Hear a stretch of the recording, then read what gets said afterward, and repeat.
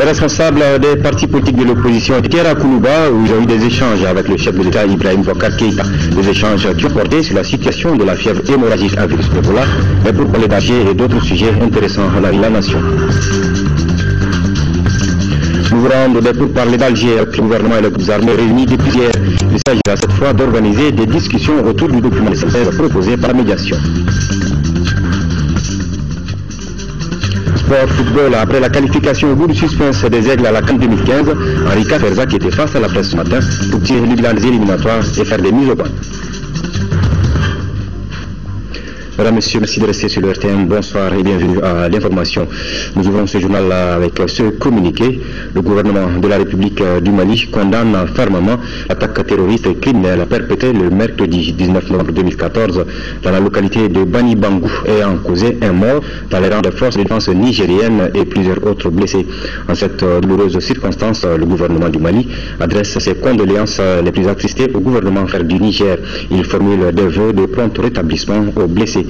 Le gouvernement du Mali soutient la République serbe du Niger dans ses efforts inlassables pour appuyer le processus de dialogue intermalien et assurer la paix et la sécurité dans la bande sahélienne. Le gouvernement du Mali réaffirme sa détermination à ne jamais céder à l'intimidation et à la violence et reste déterminé à œuvrer avec ses partenaires dans la recherche de la paix dans notre pays et au Sahel. Il salue leur accompagnement dans la conduite des pourparlers en cours à Alger devant aboutir à un accord de paix définitif. Le gouvernement du Mali renouvelle son engagement avec l'appui de la communauté internationale à poursuivre vigoureusement la lutte contre le terrorisme et le crime organisé sur l'ensemble du territoire national et dans l'espace sahélo-saharien. Le président de la République, Ibrahim Boubacar Keïta, est arrivé cet après-midi à Ouagadougou, au Burkina Faso. Le chef de l'État prend part à la cérémonie d'investiture du président de la transition, Michel Kafando. Le chef de l'État livre ses premières impressions ici au micro de nos envoyés spéciaux à Ouagadougou, Mouakiara et Makam.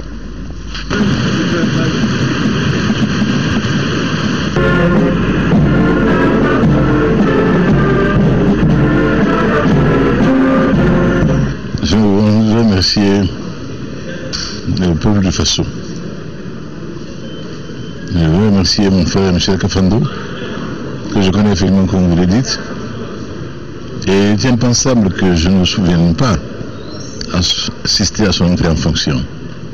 Je remercie également le lieutenant-colonel Isaac Boazila pour la fraternité vive et l'accueil chaleureux qu'il vient de me réserver à mon arrivée à Orléans. Tout cela est de bons présages pour le Burkina, non seulement pour le Burkina, mais pour la sous-région, l'Afrique et le monde. Ce qui s'est passé ici, c'est pas désormais des commandeurs et ça dans les annales.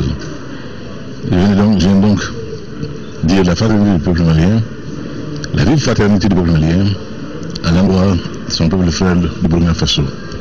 Et souhaiter aussi bien à Mme Michel qu'au colonel Zida le meilleur pour le Burkina, pour notre région, pour notre CEDEAO et pour l'Afrique.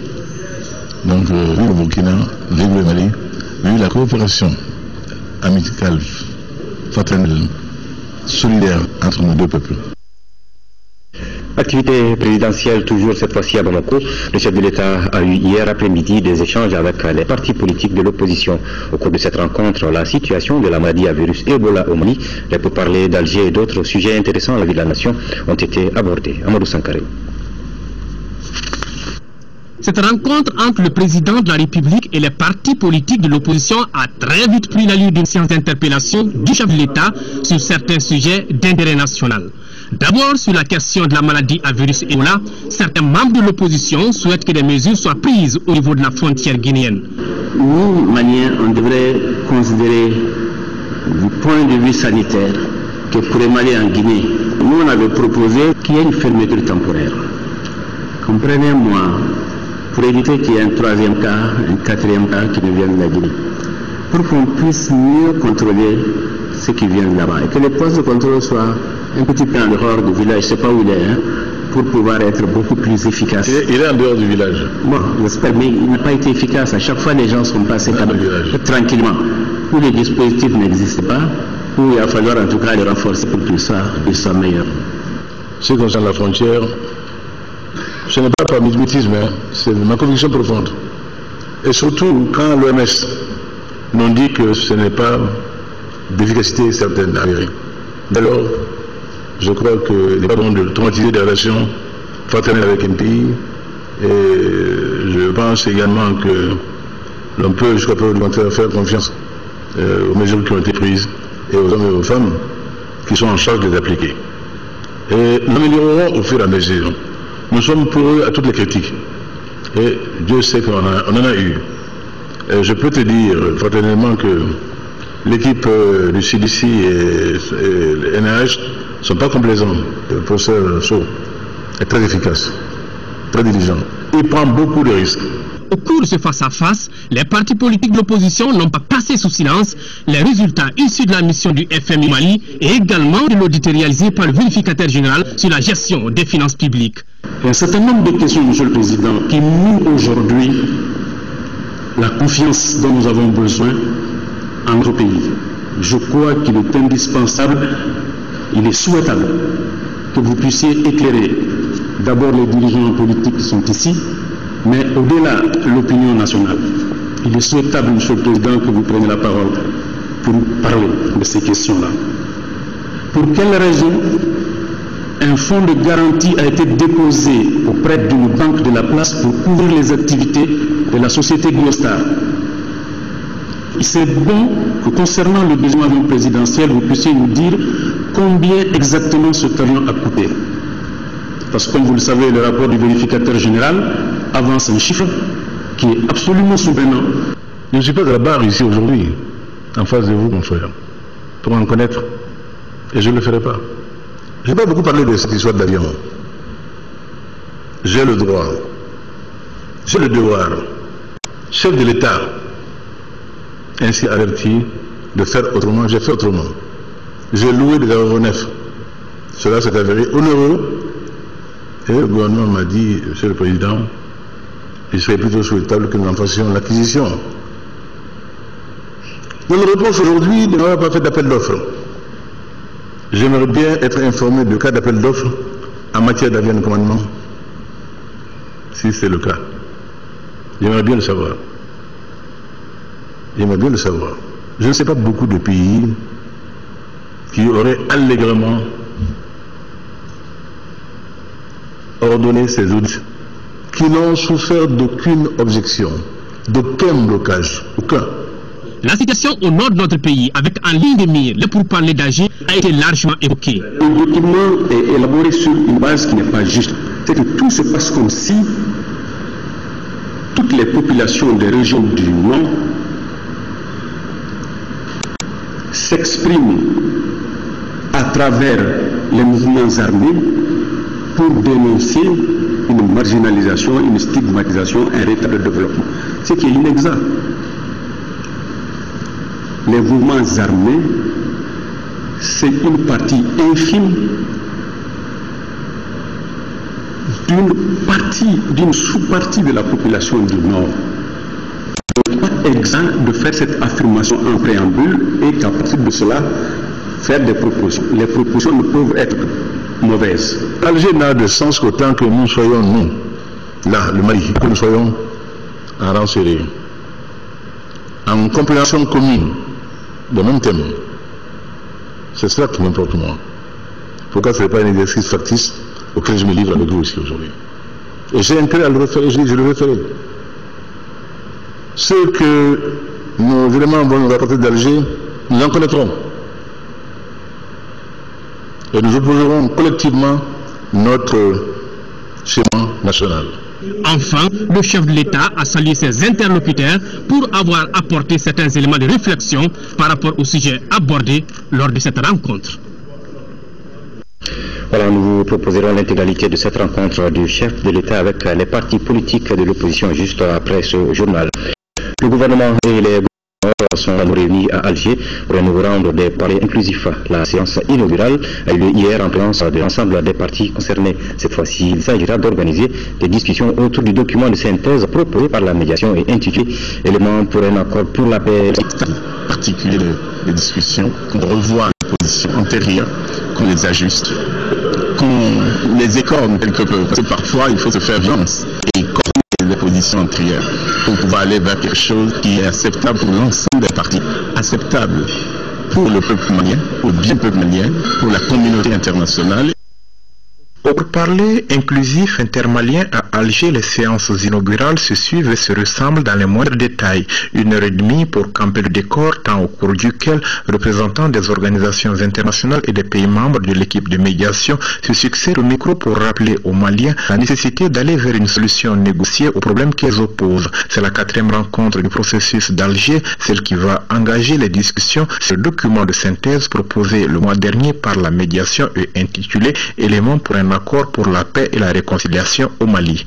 Un moment crucial pour de nombreux partenaires car selon eux, c'est l'heure des concessions qui a sonné. Avec d'un côté le gouvernement qui arrive à Alger avec un mémorandum le document de synthèse de la médiation de l'institution et de l'autre des groupes armés belligérants qui insistent sur leur position, sans oublier ceux dits favorables à Bamako qui arrivent aussi avec des propositions d'amendement enrichies auprès de leur base. Les débats s'annoncent plutôt animés. Résumé des différentes positions. Le mémorandum a été déjà rendu public et a été partagé avec les Maliens et les Maliens. Et dans le mémorandum, comme vous le savez, nous avons exprimé des préoccupations par rapport à un certain nombre de questions liées à la création d'une seconde chambre, la proposition d'avoir des régions intégrées ou d'autres préoccupations liées aux quotas pour les représentations dans les communautés.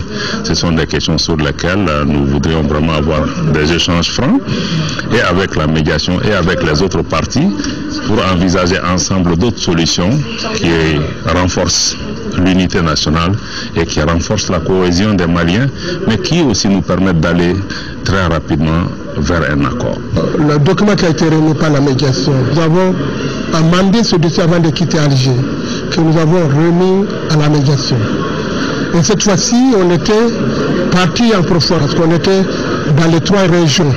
Ceci aussi, on fait des amendements que nous avons amenés avec nous, qui se seront remis à la médiation. Nous pensons que dans l'ensemble, nous avons beaucoup fait, parce que nous avons déjà accepté l'intégrité territoriale du Mali. Nous avons accepté la forme laïque et la forme républicaine de l'État. Nous avons dit simplement que maintenant, pour s'asseoir dans la maison, il faut qu'il y ait des concessions. Et c'est dans ce sens que nous avons proposé une fédération, et une fédération qui ne met en rien en cause l'intégrité territoriale du Mali. Donc, encore une fois, nous pensons que c'est une chance pour la paix. Vous comptez remettre cette question sur la table? Bien sûr que oui. C'est une négociation. Chaque partie vient avec ce qu'elle estime être dans le sens de ses intérêts. Pour nous, le plus important à ce stade, c'est de se concentrer sur le document élément pour un accord pour la paix et la réconciliation au Mali, qui est une base pour nous, pour la discussion. Et de notre point de vue, les discussions seront centrées sur ce document, qui est un document important, qui prend en charge des préoccupations importantes de toutes les parties. Et nous espérons que les discussions seront essentiellement centrées sur ce document. Du pain sur la planche de la médiation qui rappelle cependant que c'est aux Maliens de faire la paix. L'accord qui devra sortir du processus d'Alger ne sera pas un accord imposé, affirme-t-elle, en insistant cependant sur le facteur temps. Les parties maliennes ont chacune exprimé leur volonté dans ce sens, et ce, malgré les nombreuses réserves formulées par les mouvements belligérants. Justement, le document de la médiation pour parler d'Alger a été restitué aux Maliens résidents et réfugiés en République du Niger, au ministre de la Solidarité, de l'Action humanitaire et de la Reconstruction du Nord et à sa délégation. Ils ont signalé, ces Maliens, leurs préoccupations par rapport au contenu du dit document. Les Maliens du Niger, il faut le rappeler, ce sont environ 50 000 réfugiés et 800 000 résidents. Envoyé spécial à Niamey, Abouakar Traoré, Asseta Ibrahim Maïga. C'est des conditions de vie très difficiles et des situations de violence qui nous ont mis sur les chemins de l'exode ou de l'exil.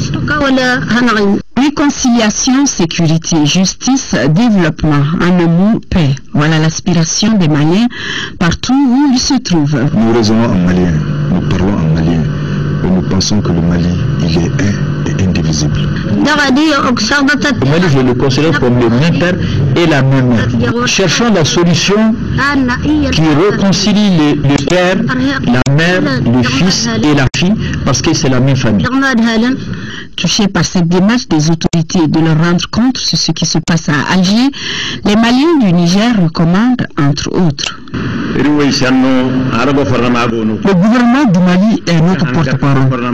Nous nous conformons à cette décision, mais exigeons qu'elle soit équitable. La meilleure chose pour moi, d'aller tout doucement pour trouver la main de ces hommes-là, leur esprit, leur confiance, déposer les armes. Cette initiative implique également tous les fils du pays au processus de paix et de réconciliation dont ils sont les principaux bénéficiaires. Ils ont souhaité que la paix revienne, mais pas n'importe quelle paix. Ils ont souhaité la réconciliation, mais pas une réconciliation qui se fait sur l'impunité et sur l'injustice. Mais dans tous les cas, ils ont appelé à l'urgence d'aller vers une sortie de crise, et c'est des messages qui disent que nous sommes suivis. Et ça, je crois que c'est important, et que tant que nous irons dans le bon sens, nous aurons derrière nous le peuple malien. Alors, top départ pour cette nouvelle phase de négociation qui aura pour finalité un pré-accord de paix.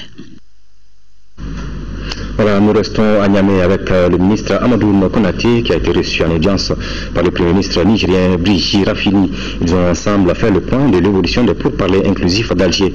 Le Premier ministre nigérien s'est dit optimiste et confiant sur les décisions qui seront prises à Alger. Nous retrouvons nos envoyés spéciaux. Le besoin de paix des Maliens est aussi celui des Nigériens, car ces deux peuples sont liés par l'histoire et la géographie.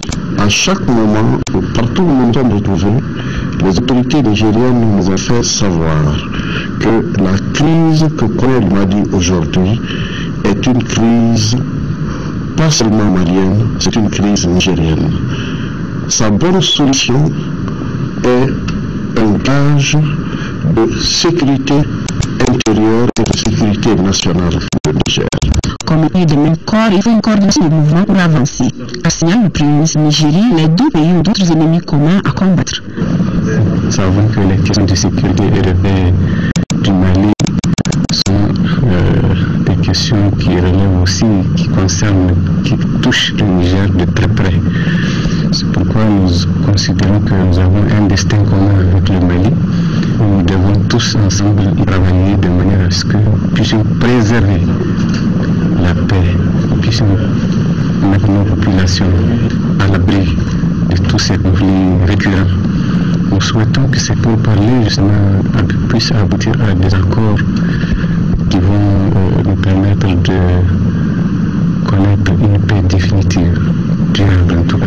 Moi j'ai beaucoup d'espoir pour que très prochainement qu'on aboutisse justement à des accords de paix.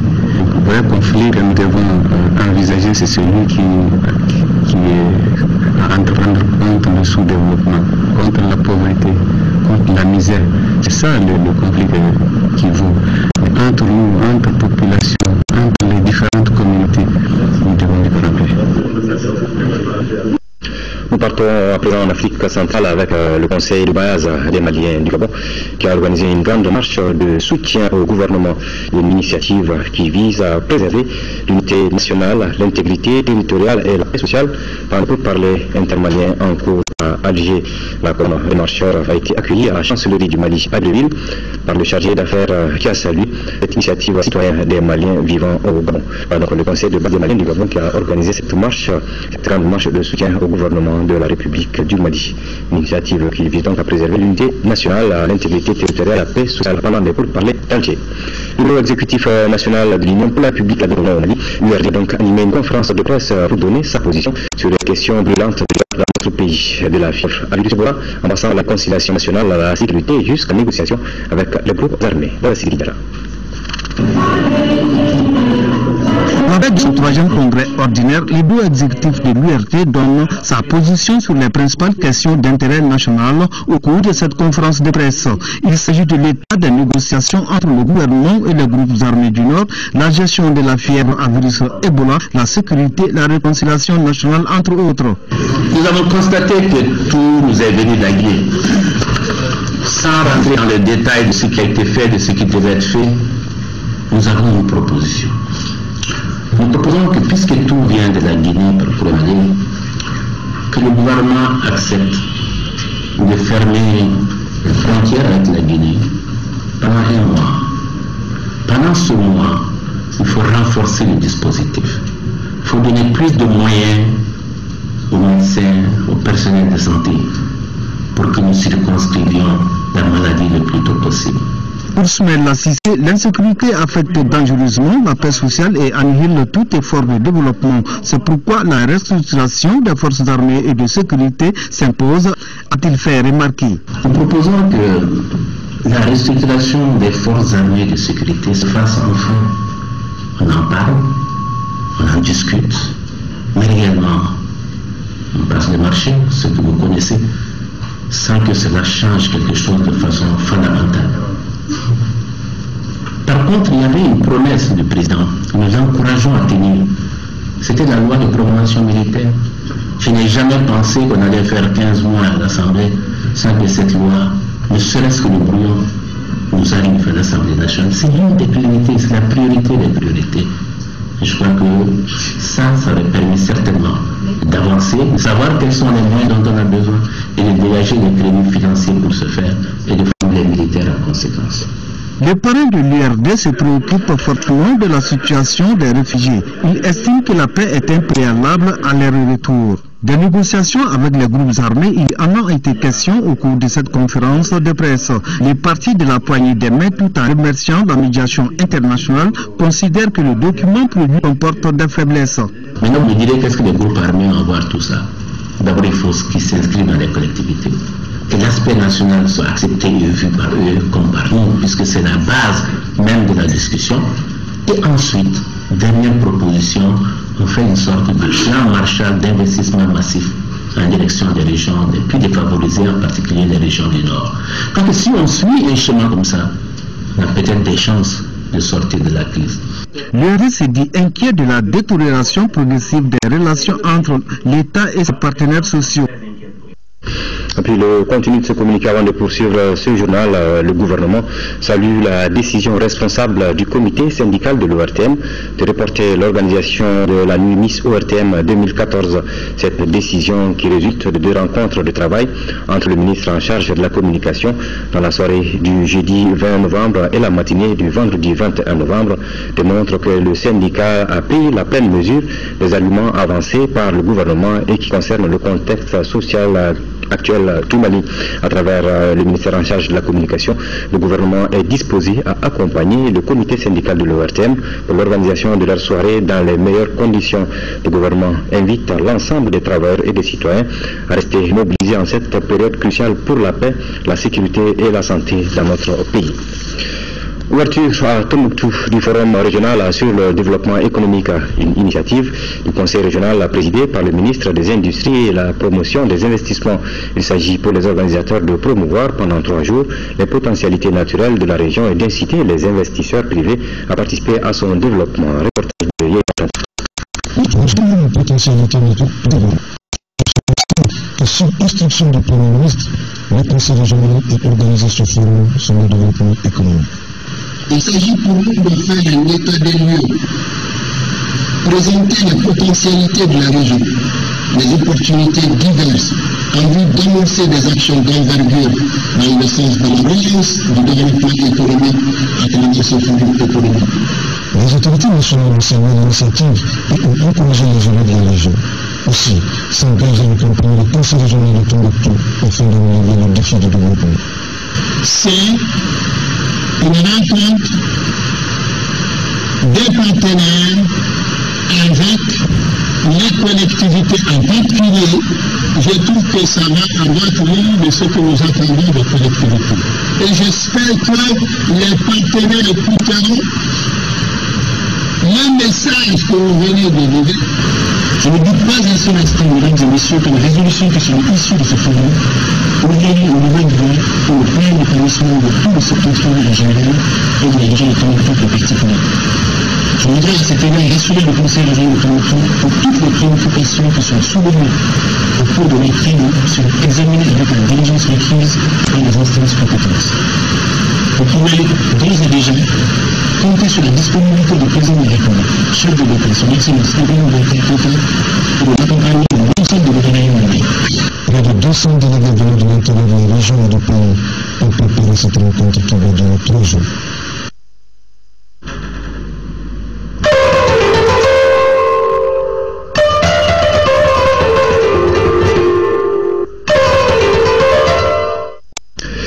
La direction générale des postes s'engage dans la lutte contre Ebola. Hier après-midi, le ministre de la Communication a constaté les mesures d'hygiène prises et a assisté à une causerie débat organisée à cet effet. Reportage de Alpha Maïga. Aujourd'hui, le combat contre Ebola est général. Le service des postes s'engage. Les agents sont en contact permanent avec la clientèle. Et pour annoncer les couleurs de la lutte contre la maladie, la direction générale a réuni l'ensemble du personnel. Il y va de la sécurité, il y va de la vie de tout un chacun par rapport à cette maladie. Donc de façon individuelle, nous devons donc nous engager. Et de façon collective aussi, nous devons nous engager. Nous sommes, on va dire, une structure en contact avec le public.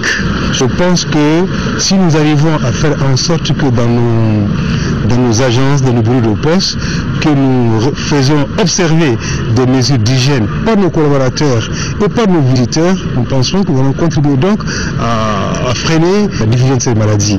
Pour le ministre de la Communication, Ebola est une réalité. Cependant, Ebola n'est pas une fatalité. Occasion saisie pour livrer aux travailleurs de la Poste le message du gouvernement de la République. C'est devenu une urgence nationale. Une lutte nationale qui est conduite au plus haut niveau de l'État. Le président de la République s'est rendu à Kourémalé il y a quelques jours pour inspecter le dispositif.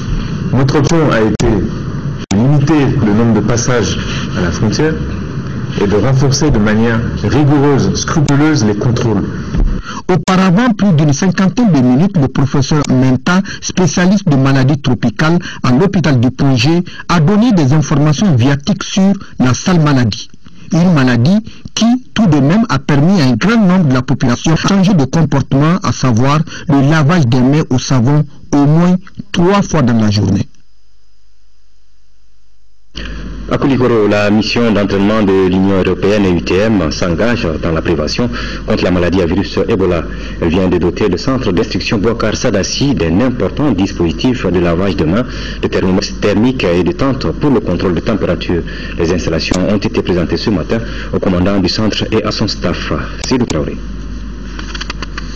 La lutte contre la maladie à virus Ebola est un combat pour tous.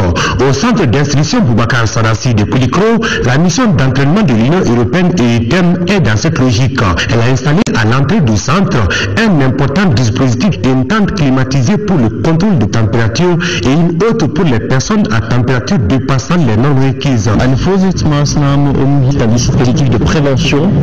On veut s'assurer que les personnes qui rentrent dans le camp ne présentent pas une température supérieure à 38 degrés. S'ils sont contrôlés supérieurs à 38 degrés, à ce moment-là, ils sont pris en charge par un médecin et on veut savoir à quoi est due la température. Dans la plupart des cas, il s'agira de maladies normales comme la grippe ou la malaria ou la dengue. Nous avons un plan donc, qui est prévu en cas d'apparition d'Ebola. Comme vous le savez, il y a eu des cas plus récents qui sont apparus à Bamako. Donc nous devons également prendre des mesures de prévention pour pouvoir continuer à travailler sereinement. Donc vous avez vu notre dispositif. Ce n'est pas, je le répète, un dispositif de lutte contre Ebola. C'est bien un dispositif de prévention contre Ebola avec un contrôle de température. Tout visiteur, travailleur ou militaire du centre d'instruction Bouakar Sadassi a désormais l'obligation de passer à un contrôle de température avant d'accéder aux installations. Des mesures idoines pour la prévention contre la maladie à virus Ebola. Nous ne pouvons pas aussi rester en marge de la sensibilisation ou de la communication au niveau gouvernemental pour se prémunir contre ce fléau. Plan Mali s'investit aussi dans la lutte contre la fièvre Ebola. À cet effet, il offre des matériels et des produits de prévention de la maladie au district sanitaire de Kangaba, Kita et Selingue. La remise a eu lieu à Kangaba. Reportage de Rachel Tessougué. Des gants stériles, des bavettes, des lunettes de protection, de l'eau de javel, des dispositifs de lave-mains, des bottes, ces matériels d'une valeur de 8 millions de francs CFA sont offerts par Plan Mali au district sanitaire de Kangaba, Kita et Selingue. Ces produits doivent servir à renforcer les dispositifs au niveau des cordons sanitaires et du personnel médical afin de briser la chaîne de contamination de la maladie à virus Ebola. Certaines de nos zones d'intervention font frontière avec la Guinée.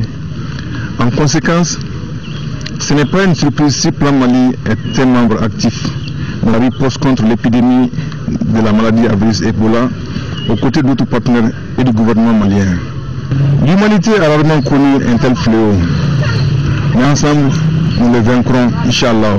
Les agents de santé de Kangaba sont ravis de recevoir ces matériels. Ils promettent d'en faire bon usage. Ces matériels qui sont venus sont des matériels de prévention pour permettre de lutter contre la maladie à fièvre, à virus et Ebola. Nous comptons faire bon usage, surtout au niveau des cordons sanitaires. Je crois que ces matériels seront vraiment utilisés à bon escient pour d'abord la prévention de la population et même du personnel sanitaire. Plan Mali envisage de mettre en place un centre sous-régional de référence à Bamako contre Ebola pour assurer la prise en charge des cas suspects entre décembre 2014 et janvier 2015. Le coût de cette opération s'élève à plus de 400 millions de francs CFA. Voyons maintenant d'autres actions entreprises contre la propagation du virus Ebola à Bamako et à l'intérieur du pays. Des sujets rassemblés et commentés par Mohamed Ould Mouni.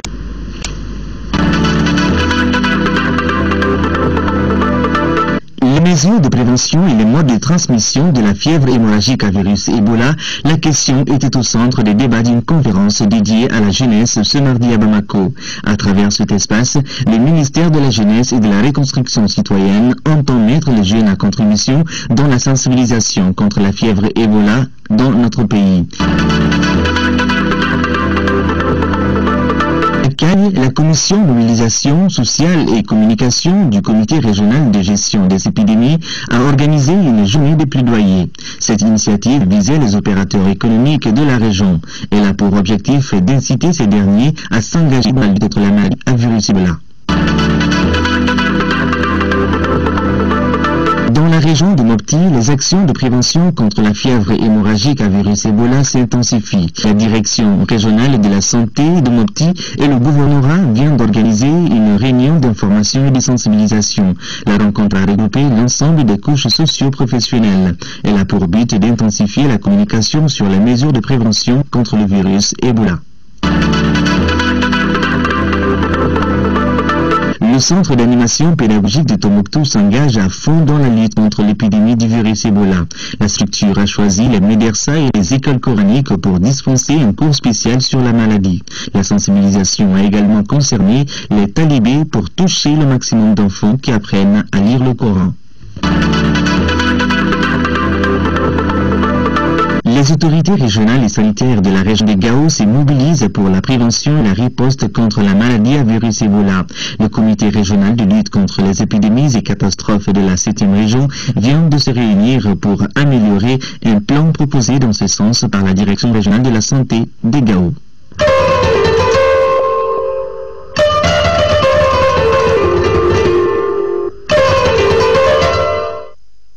Le premier vice-président de l'Assemblée nationale, Mamadou Tounkara, a reçu cet après-midi en audience des représentants de la Banque africaine de développement BAD. Entre les différentes personnalités, il a été question du bitumage de la route Zantieboukou-Kadjana à la frontière Mali-Côte d'Ivoire. Cette route longue de 160 km est d'une grande importance économique. C'est la deuxième session d'évaluation de la BAD dans notre pays dans le domaine des infrastructures routières.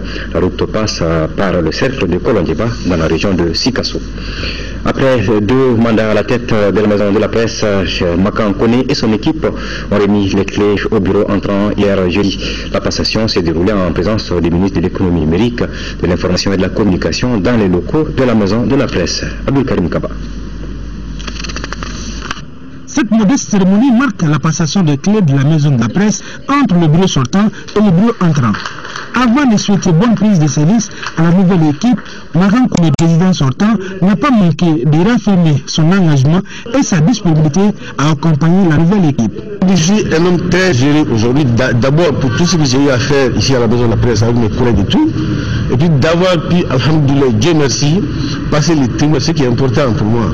La façon dont je passe les témoins, parce que j'ai toujours dit aux gens il y a 1 mois, 2 mois, une année, que mon souhait c'était que, après avoir quitté la maison de la presse, le lendemain que je puisse revenir, notre pays souffre. Et notre rôle est central pour qu'on puisse s'en sortir. Et aujourd'hui, c'est un peu les journalistes qu'on veut, mais des journalistes citoyens qu'on doit avoir au Mali aujourd'hui. C'est pourquoi nous avons élaboré un plan d'action qui va tenir compte de la situation actuelle. Et ce plan d'action sera élaboré dès la semaine prochaine avec l'équipe que je dirige. Le ministre de la Communication a salué la bonne tenue de l'élection qu'il qualifie d'exemplaire. Une nouvelle fois, on a démontré aux uns aux autres que l'on est capable de se réunir, de se rassembler, de faire des choix, de conduire une élection en toute transparence sans qu'il n'y ait de contestation. Ce que nous, pouvoir public, attendons de vous, c'est que vous puissiez nous accompagner dans notre politique de professionnalisation du secteur de la presse au Mali. La nouvelle équipe de pilotage de la Maison de la Presse est composée de 7 membres, dont une femme pour un mandat de 3 ans. On va donc au nouveau bureau de la Maison de la Presse. L'ONG Aide de l'Église norvégienne travaille depuis 30 ans au Mali dans le domaine de l'humanitaire. Les responsables de la structure et leurs partenaires ont magnifié ce 30e anniversaire à travers des témoignages et des projections sur les activités de l'aide de l'Église norvégienne dans les régions du nord du Mali. Reportage de Al-Jumatina. Suite à l'appel d'aide d'urgence des autorités maliennes à la communauté internationale lors du sécheresse de 1984, que l'aide de l'église norvégienne AIN est intervenue. Cela fait 30 ans que l'AIN œuvre au Mali avec les populations pauvres à travers des programmes de développement, d'assistance humanitaire et de plaidoyer. Quoi de plus normal de se réjouir de cette date anniversaire? C'est un événement très important pour nous à l'aide de l'église norvégienne, comme c'était pour marquer l'anniversaire de nos 30 ans ici au Mali. Nous travaillons pour la participation accrue des femmes à la vie publique. Intervenant dans les régions du nord du Mali, l'AIN reste engagée à poursuivre ses actions et participer à l'instauration d'une paix définitive. Nous allons aussi continuer le travail dans les années à venir, maintenant pour la gestion non violente des conflits, pour aussi, on l'espère, pouvoir appuyer et accompagner le processus de paix qui est en cours au niveau national. Vraiment une ONG tient à ses principes, d'équité, principe de justice. Et quand elle nous accompagne pendant les 30 ans, ce sont ces deux éléments qui ont été des facteurs déterminants dans notre partenariat. Présidé par le chef du cabinet du ministre de l'Intérieur et de la Sécurité, ce 30e anniversaire a permis au public de regarder et d'apprécier plusieurs activités menées pendant ces 30 ans par l'aide de l'église norvégienne dans la région du nord du Mali. En 5e région, le PACT-GIZ accompagne la commune Kona dans la mise en œuvre des actions prioritaires de son PDSEC. Le projet vient de doter de structures sanitaires de la commune en matériel médicaux et en logistique pour un coût global estimé à 22 500 000 francs CFA. Reportage de Jules Sambou-Sissoko. Le pacte GIZ répond favorablement à une sollicitation inscrite parmi les besoins prioritaires du PDSEC de la commune de Kona, à savoir la santé. Cette importante donation est composée de matériels médicaux, de médicaments, d'une pinasse et de 2 motos. Ils sont destinés au centre de santé de Kona et Konza. Coût global 22 millions de francs CFA. Nous avons répondu en fait à une priorité qui a été ressortie par les autorités communales de Kona. Maintenant, tout ce que nous faisons en fait avec la Direction générale des collectivités territoriales et l'association des municipalités du Mali, voilà, qui ont dit qu'il faut que les collectivités territoriales se mettent au devant de la scène quant à la résolution de la crise. Et nous savons tous ce que le pays a vécu et les événements qui sont passés à Kona. Au nom des populations bénéficiaires, le premier citoyen de la commune a salué le sens du geste et la diligence dont le partenaire a fait montre. Depuis le débat communal jusqu'à nos jours où nous sommes, tout ce qu'ils ont dit, ils ont promis, ils l'ont fait. Ils ont été concrets. Je n'ai plus que remercier Pacte GIZ. Ce serait utilisé à bon escient. Et je vais suivre ça pas à pas. Merci au Pacte GIZ pour ces partenariats, aussi pour cette remise. Nous souhaitons que aussi ces partenariats-là vont continuer. La cérémonie qui a enregistré la présence de plusieurs composantes locales s'est déroulée à la maison des jeunes de Kona. Voir de près l'état des parcelles de démonstration des variétés de sorgho améliorées et hybrides, c'est la motivation à l'origine de la visite interpaysanne entreprise par les cadres de la CMDT, filiale sud de Sikasso, dans le secteur de Cléla. Le constat qui se dégage est satisfaisant. Ortem Sikasso, reportage de Fatoumata Diallo. Il s'agissait pour les cadres de la CMDT, filiale sud de Sikasso, de vulgariser des variétés de sorgho améliorées et hybrides, notamment Fada, Girinka et Soumalinda. Des variétés qui se caractérisent par leur cycle court, leur rendement de 3 tonnes 500 à 4 tonnes à l'hectare et leur adaptation à une pluviométrie de 800 à 1000 mm. Les premiers résultats de l'article qu'on nous a donné, toutes ces variétés dépassent les 2 tonnes à l'hectare. Dans le protocole, il est dit que ces variétés peuvent atteindre 3 tonnes, voire même 4 tonnes. Donc ça, ce n'est pas du tout négligeable. Parce que si aujourd'hui, les gens sont en train de courir durant le maïs, c'est à cause de ce rendement. De la visite de parcelles de démonstration à la rencontre avec les producteurs, le maître mot a été l'espoir fondé par les paysans à ces différentes variétés. C'est des variétés que nous pouvons exploiter car elles sont rentables comparativement à la variété locale dont nous disposons. Mais le problème qui se pose reste la production sémencière. À cette épineuse question de la production sémencière, la CMDT se dit disposée à mener le bateau à bon port. Je rassure les producteurs qu'il n'y a pas de problème. Parce que nous travaillons en franche collaboration avec les CRISAT. Et au niveau du Kouchala, il y a des coopératives qui produisent la semence. Et même au niveau du Sikasso, à Farkala, il y a un groupement féminin qui est en train de produire la semence. Même au besoin, si les paysans de façon locale aimeraient produire la semence, les CRISAT est prêt à nous appuyer dans ce sens. Ce qui justifie d'ailleurs l'ambiance festive qui a régné à Corvédougou dans le secteur CMDT de Cléna. Remise de cahiers à message sur l'environnement aux écoles de Caille par l'ONG Agir en partenariat avec la Fondation Orange Mali. La cérémonie s'est déroulée lundi dernier en présence des autorités municipales et scolaires de Caille. Jafar Aïdara. Cette remise des cahiers à message de l'environnement de l'ONG à cause de la pollution du mauvais comportement des uns et des autres. C'est pour combattre ces comportements que l'ONG Agir a décidé de mettre bénévolement son temps et son expertise au service de l'amélioration du cadre et de la qualité de la vie. J'avoue, n'est-ce pas, que c'est un matériel précieux qui permet, n'est-ce pas, aux enfants d'être imprégnés de l'environnement. Et puisque, en tout cas, l'une des préoccupations de la mairie, c'est l'assainissement de l'environnement, et si notre travail trouve, n'est-ce pas, des enfants disponibles à partir, n'est-ce pas, de ce matériel, alors nous pouvons, n'est-ce pas, nous réjouir de cette donation. Après la remise symbolique des cahiers à message à l'école de l'Égal Ségou A, la représentante de l'ONG Agir en compagnie de leur partenaire Orange Mali se sont rendus à Gabou-Gopela pour remettre un lot de cahiers à message à l'école Feu Foussénissi. Au niveau de nos écoles, l'environnement joue un rôle très important et dans le système éducatif, c'est même prévu dans le programme. Cette remise de cahiers à message sur l'environnement aux écoles permettra aux élèves d'informer et de sensibiliser la population pour un changement de comportement en matière de protection de l'environnement. La 4e édition du Festival africain d'images virtuelles artistiques Faïva a été lancée mardi dernier à la place de l'obélisque à Amdalaï ACI 2000. L'événement qui a pour thème cette année Art, Société et Dialogue interculturel vise à consolider la paix au Mali à travers les arts numériques virtuels. Causeries, débats, expositions et autres activités seront au cœur de ce rendez-vous auquel prennent part des formateurs venus du Bénin, du Sénégal et de la Tunisie. Reportage de Modibo Soirée. Ce festival itinérant qui traverse Bamako, Sikasso, Ségou et Mopti serait un facteur de cohésion sociale. La manifestation contribue à travers sa série d'activités à accompagner le processus de paix et de réconciliation nationale enclenché dans notre pays.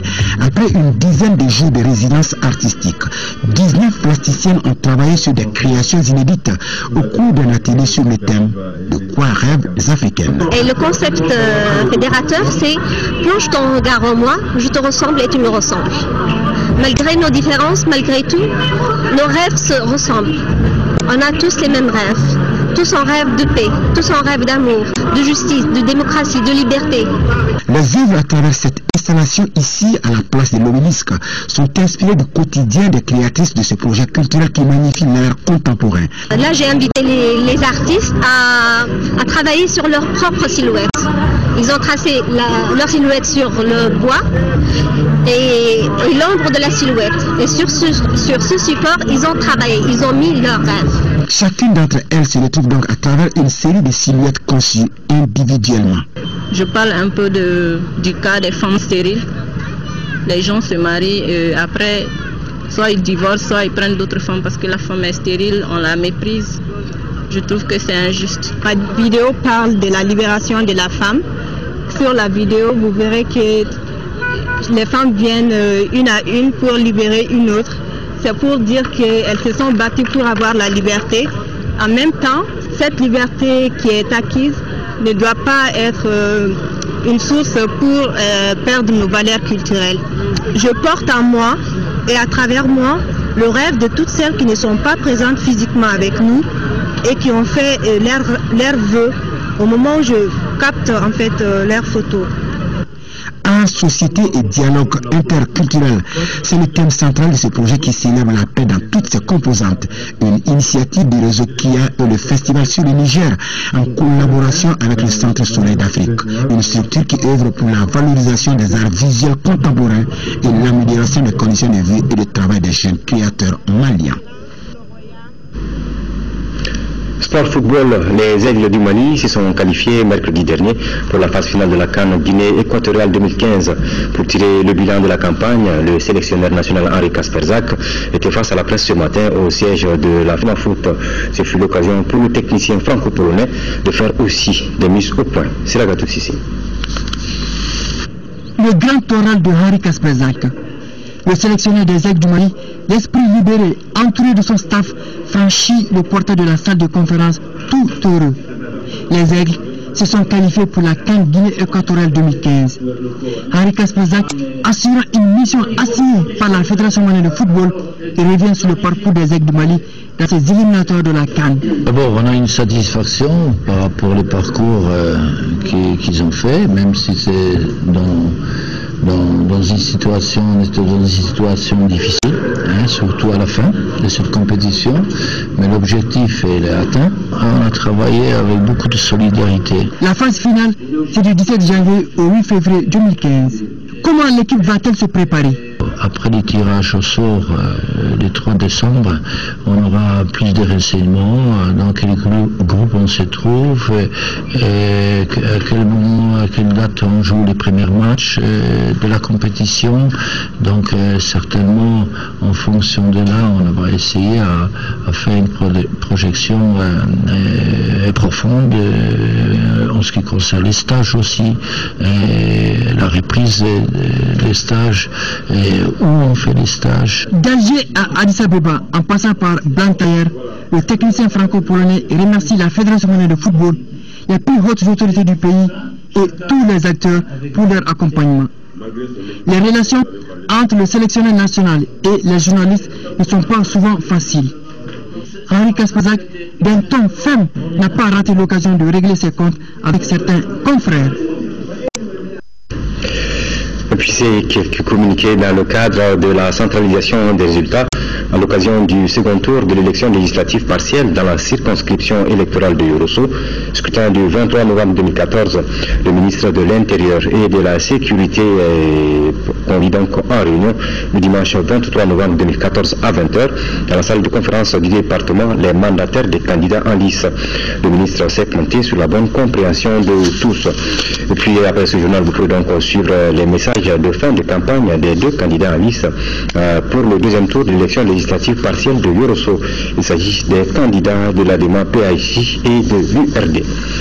Et puis, un nouvel ouvrage dans nos librairies, l'identité de Soumaoro et Kanté, de Soumaïla Soumaoro. La version exposée dans cet ouvrage valorise à juste titre la figure de Soumaoro Kanté, plus connu sous le nom de Soumanguru. L'auteur met en évidence les aspects du personnage jusque-là occultés par la chronique de ceux qui l'ont vaincu en 1235 à la célèbre bataille de Kirima. Prix de vente du livre 3000 francs CFA. Ce livre est donc disponible à la librairie du Grand Hôtel de Bamako. L'identité de Soumaoro Kanté, nouvel ouvrage à lire à tout prix. Vous pourrez également suivre donc après ce journal les temps forts de la rencontre du président de la République avec les partis politiques de l'opposition. C'était donc hier. Voilà, c'est la fin de ce journal. Merci de l'avoir suivi.